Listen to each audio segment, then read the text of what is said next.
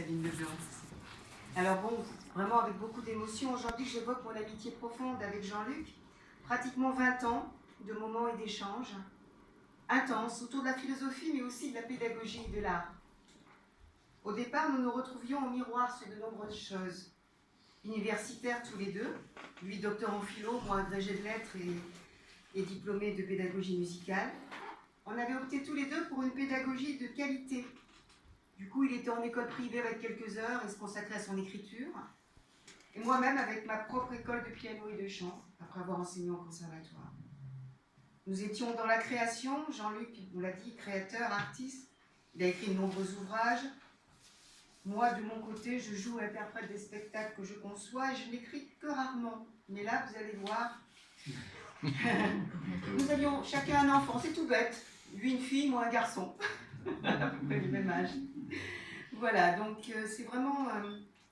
mais surtout, je crois que le choc a été, de notre rencontre, a été dans l'amour et la passion de la transmission. Accord Philo était le lieu de l'amour, de la transmission. C'est là que j'ai été formée au discours philosophique.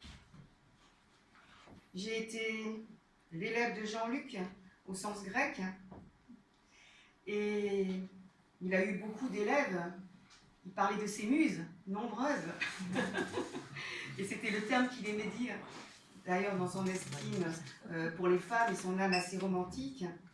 Je n'oublierai jamais aussi tous ces moments dont tu as parlé, Yves, d'accord philo, suivis de longs vers et d'échanges, dignes de la flamme de mes plus beaux moments d'étudiante et lycéenne. Je me revoyais souvent en train de discuter au lycée, en terminale ou à la fac, et après ça repartait à la quarantaine et plus tard.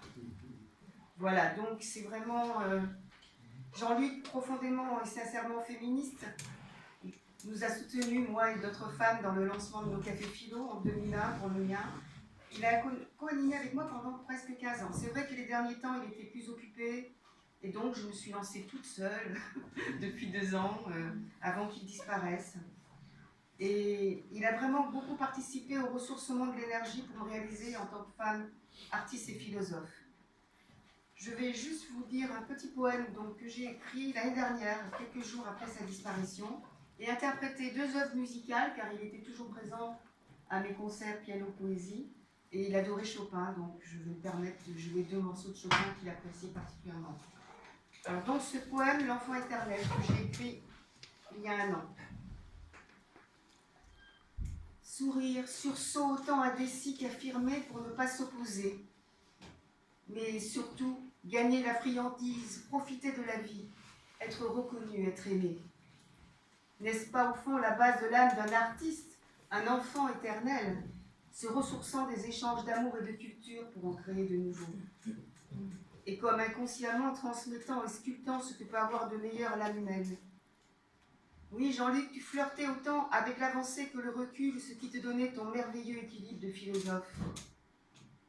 Et de ce fait, ta présence pour moi, pour beaucoup d'autres, remplit à jamais l'espace de notre vie, de la vraie vie, celle qui a chassé le vide pour y faire rentrer le sens et l'éternité du présent.